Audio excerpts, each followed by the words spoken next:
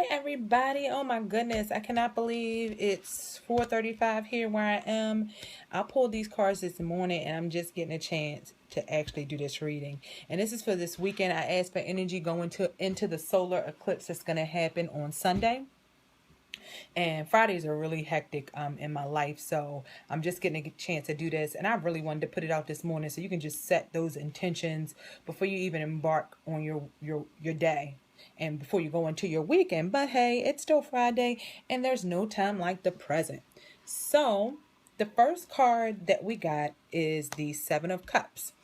And the Seven of Cups, going into this eclipse, I really feel like this Seven of Cups is you looking at your life and seeing all that could be before you. I think you're seeing all that could be before you.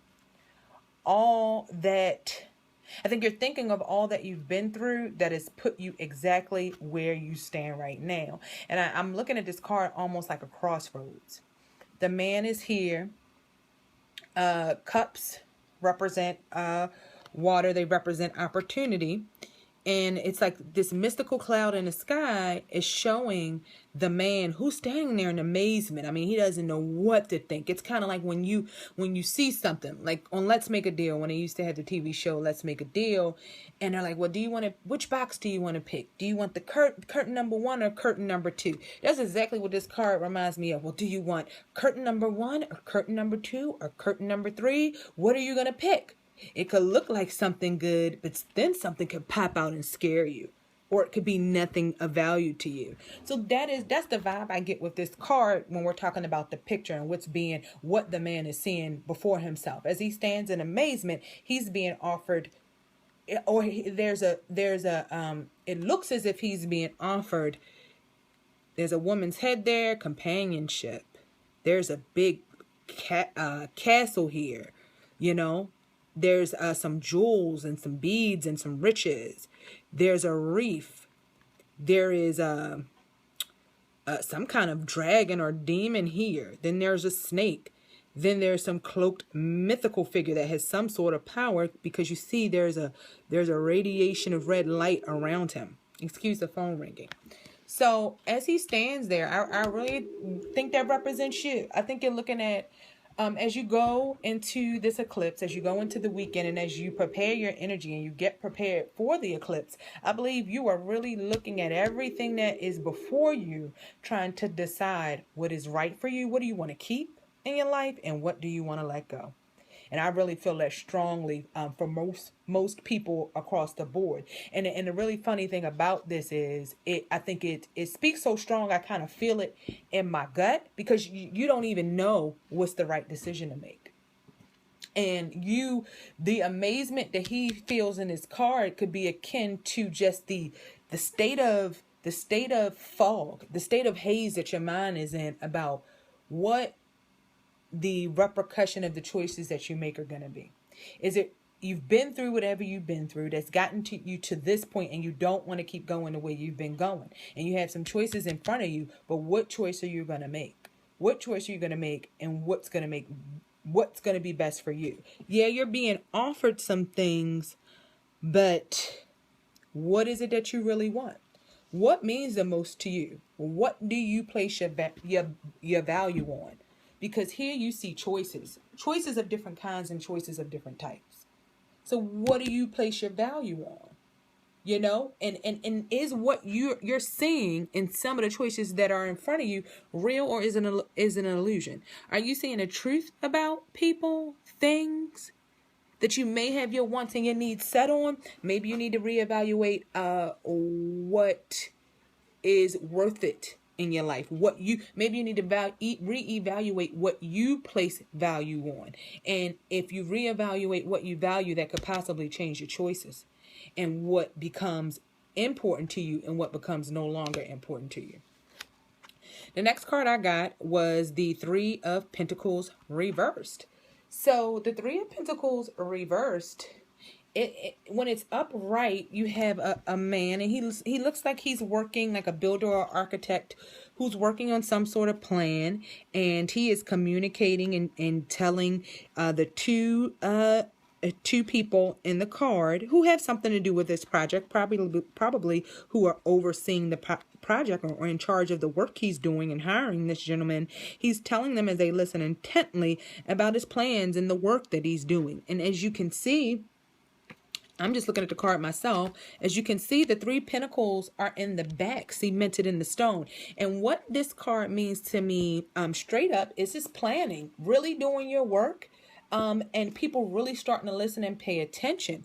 And I don't know that man's monetary status now, but these pentacles being ingrained in this building structure speak to me about wealth. Not wealth, but stability, being grounded materially, having something really good going on the career front in the material world.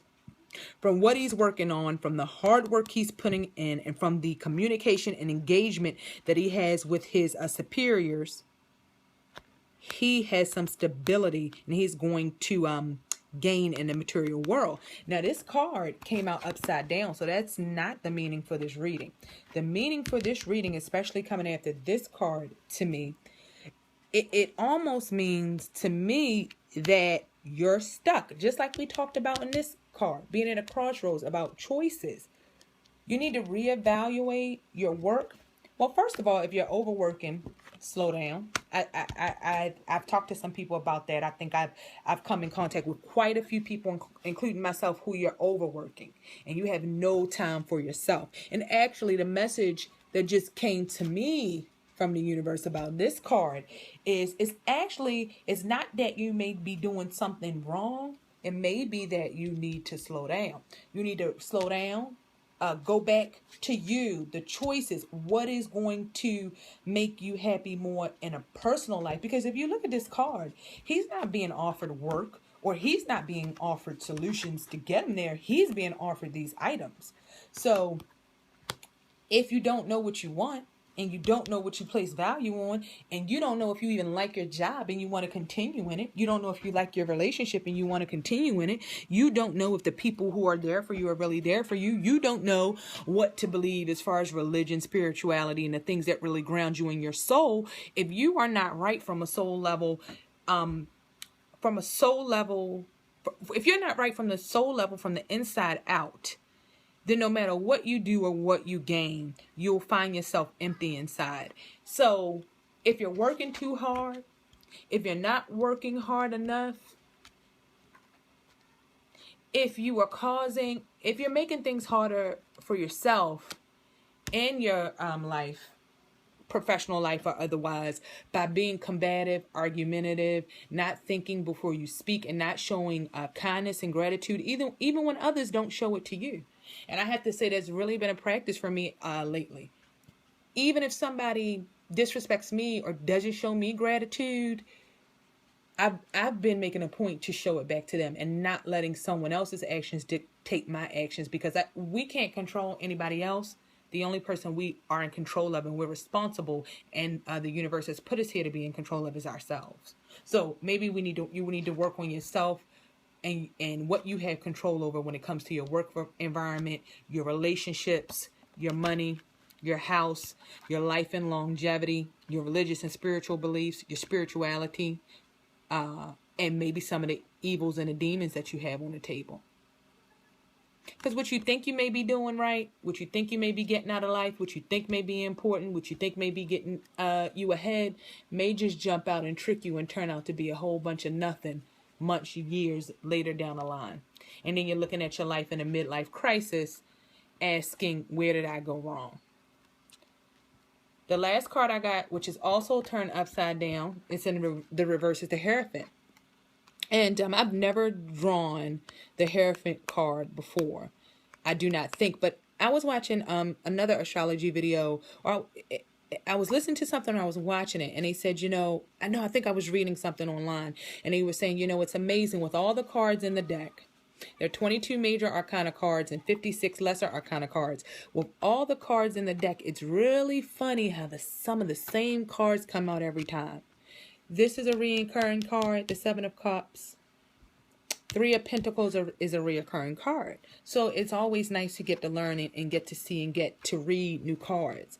So I got the 5, the Hierophant. And I'm going to get into more about numbers and completions. I haven't studied numbers in some time, but I'm going to get back into it so we can tie these numbers into the cycles of life, because everything is mathematics.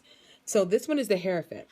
And I really like this card. They say this is the kin to the High Priestess. So this would be the male equal of the High Priestess. Can you see? Lovely card. And I actually think this is a really good card in reverse. And why I say it could be it's a good card straight up, and it's a good card in reverse. And for me, and what I do and what I practice, which is very spiritual, it's a wonderful card in reverse to me. Because when this card is straight up, and when you look at the Hierophant, he's sort of considered like the Pope. He is the high priest. He is that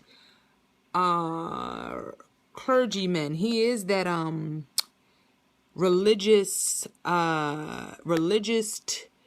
I'm trying to say the highest person on a religious totem pole, comparable to the Pope. I'm not a very religious person. So, but anyway, he is the high priest, really.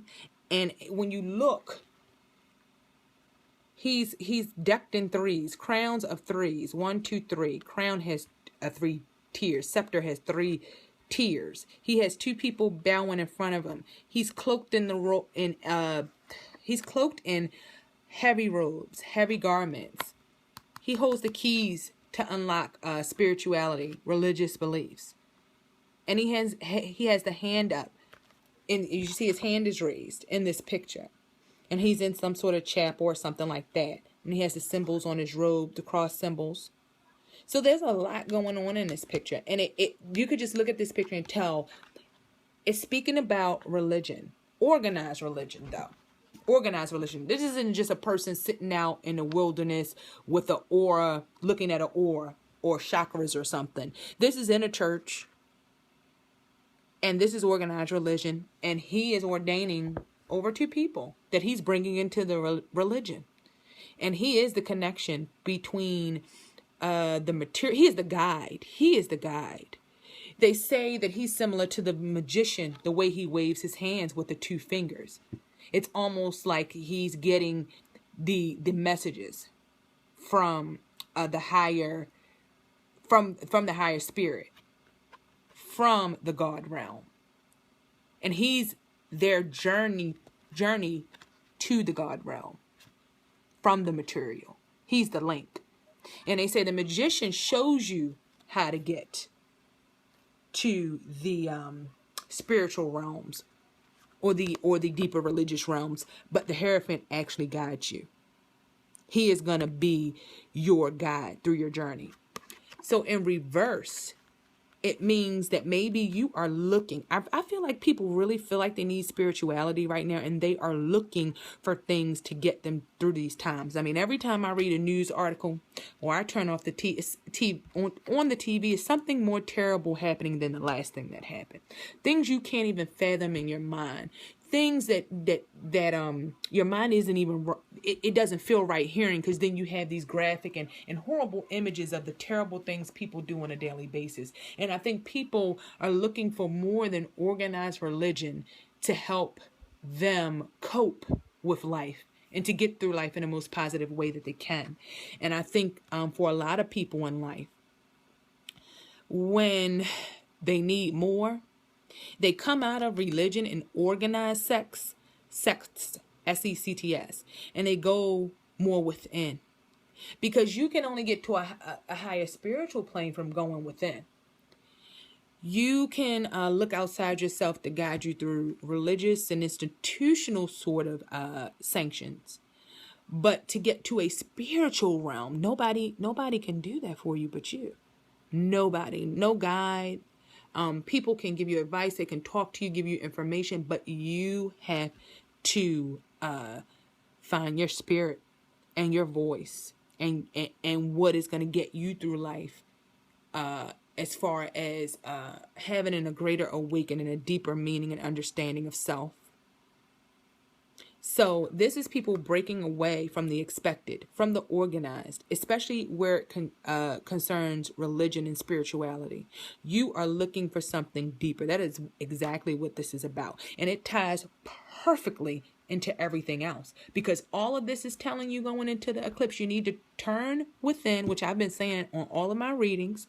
You need to reevaluate your life, reevaluate your situations. And if you want to be negative and have negative experiences and cry and complain and call your friends and bitch and moan and bring down their spirit, continue to do that. You'll be doing that. But if you want to change, if you want to find out who you are and have a deeper understanding of the meaning of life, yourself, spirituality, connecting with the one that is the God energy, the universe. So because if you do those things, you have to almost understand that before you can really ground yourself in the material world, because the material world did not come first. This is a product of a spiritual world, of a spiritual thought, of a spiritual creation, of a spiritual notion. So the first step is to stop, reevaluate. No, not stop. The first step is to reevaluate. Really think about what you're doing, what you're seeing, and what you're gonna do. Well, not what you're gonna do. This is the think. This is a stop and contemplate card. This is the take action, fall back, take a break. If you're not working hard, maybe you need to work a little bit harder.